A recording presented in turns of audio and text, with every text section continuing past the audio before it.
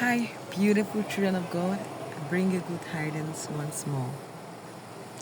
God is good, okay?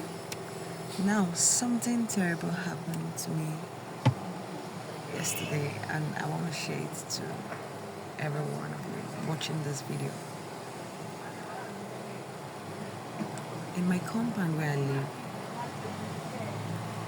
there's a certain man who claims to be the landlord of my apartment. Actually, the elder sister is the landlord of is the landlady of my apartment, or she's my landlady. Let me put it that way.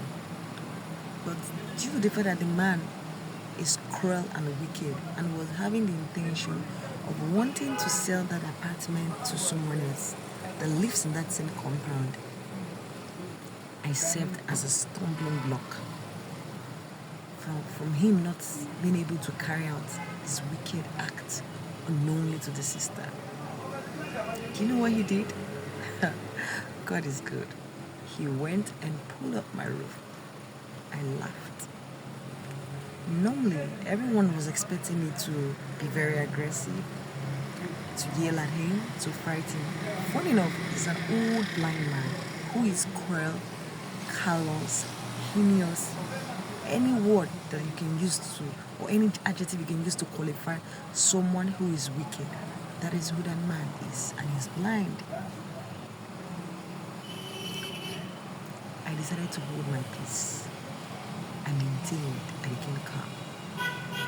And I went to report the issue to the law enforcement agency. I stormed into the compound and arrested him and took him to the station.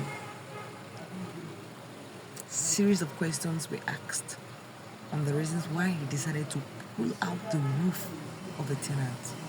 He lied by telling them that he wants to carry out renovation. And they were like, oh, you want to renovate your apartment?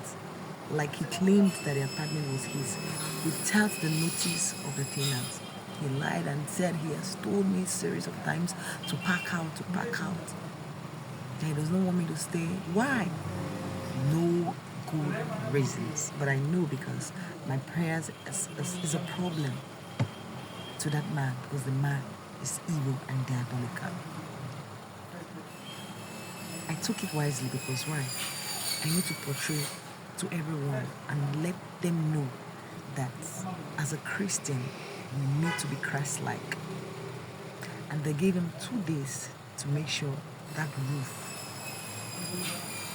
or that roof that he pulled out, or that ceilings that he pulled out of the house should be restored back. He promised to. And a couple of days now, rain has been pouring inside my house, and most of my properties have been soaked. Already, I've laid a complaint and I told him that he's going to pay for the damages. Now, what am I trying to say? That as humans, temptations may arise in one form or the other, even when we don't want it. We just see it coming on our way. But how we're able to maintain, control such situations is what makes us true Christians.